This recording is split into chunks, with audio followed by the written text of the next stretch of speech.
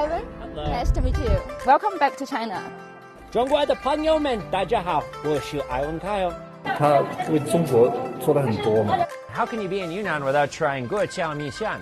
What brought you back to China this time? To showcase China to the West. Did you make a wish? I did. What's it? I can't tell you. Yeah, see? There's one right there. Ni hao.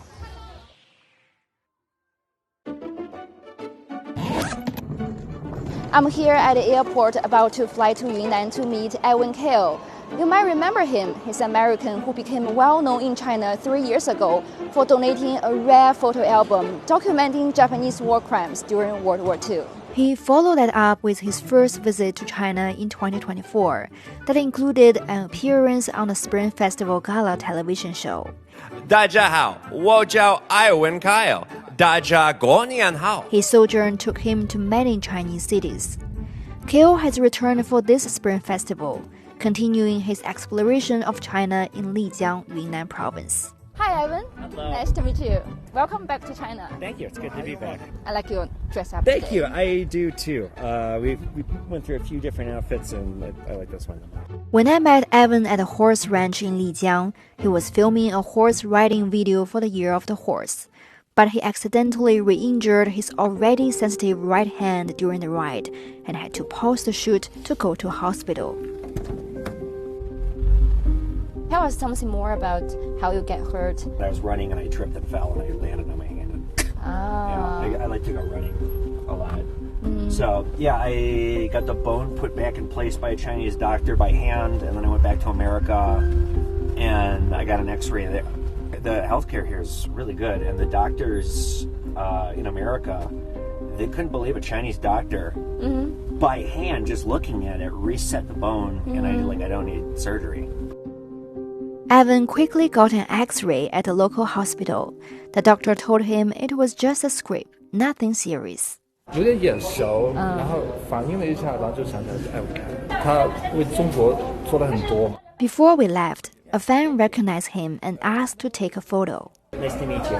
Yes, I'll see you. Welcome. Be well and have good health. Yes. And Happy New Year. 新年快乐. You know, this would have taken, this would have taken 5 hours and cost probably about $1,000 in America. We're in and out inside of an hour, and I spent like 11 American dollars. The lively nightlife was just beginning when we arrived in the old town of Lijiang. It's a joy being tall. I don't need to fight for a good view. I can just reach up. What brought you back to China this time? And you choose Yunnan as one of your stops? Well, I mean, we go where the culture is. I go as a mission to showcase China to the West. This started with World War II stuff, but on my first trip to China, I saw I had an opportunity to do something for U.S.-China relations, to do something for the message of peace. I'm still a guardian of history. I've made numerous donations to China of World War II items, and World War II stuff is important, but there's a broader mission that does a lot of good, I think, for the modern age. When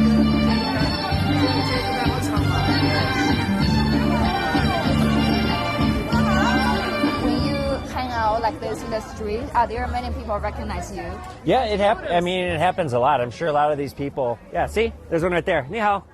Yeah, it's funny. Right as you asked that, someone's like, "Oh, hi."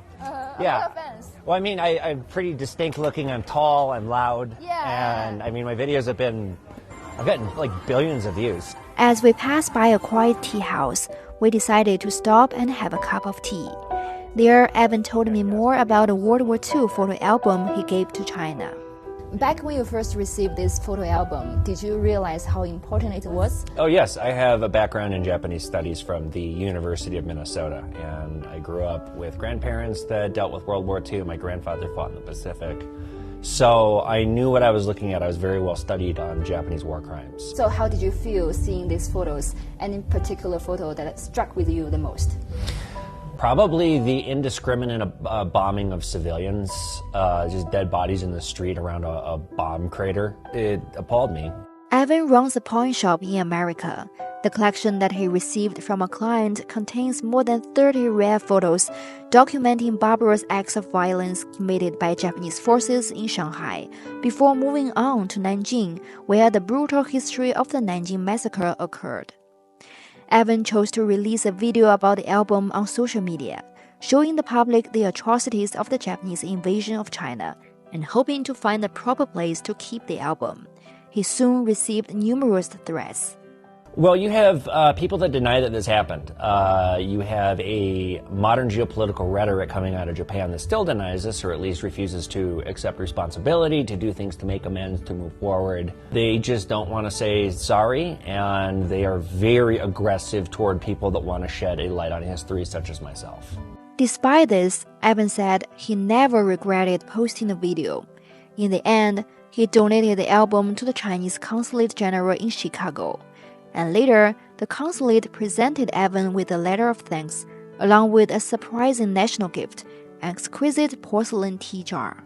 I want to just keep doing all I can to prove that I'm worthy of such a thing. This album changed Evan's life. He went from being an ordinary person into a celebrity, at least in China, with millions of followers on Chinese social media. In just over a year, he has spent nearly 80% of his time in China, traveling to about 45 cities, tasting local foods, experiencing local culture, and telling his stories to the world. I was in Nanjing for Memorial Day, which was incredibly powerful. I visited Harbin and saw the site of Unit 731. I visited the Aerial Martyrs Memorial Hall. So I saw lots of World War II stuff, but I also saw lots of really beautiful stuff too. So I still remember your video at the airport before you left China. You got really emotional and even teared up. Well, it was the end of the most incredible chapter of my life. I didn't know that the chapter was just the start of a book that would continue being written. I mean, here I am a year later and I'm still doing this, and this is now a mission and a focus of mine, is to continue building good relations between our countries, using my influence, using the power of social media. I'm continuing to educate people about World War II, but there's a whole lot more to me than just one act and one donation. However, Evan admitted his influence on Western social media is still quite limited, with far fewer followers than in China. Still, he said, the content he posts has changed some people's perceptions of China. It's not being taken seriously in America, and that's really too bad. On my Pawnman page, I explained from start to finish what happened. I posted a few videos, keeping people up to date, and I have had some really, really kind, positive comments from Americans. And I have had people say, now I'm going to go to China because of you. It was late by the time we finished talking. The old town had settled down for another quiet night. Evan, do you sometimes feel the weight of being that Evan Kail because people have too much expectations on you? All the time. I have a lot of weight on my shoulders and a lot of responsibility. I hope I can be an inspiration for others to do the right thing, and when people come and pay that on to me, it makes me feel really good, and it reminds me I have a duty and a job to do.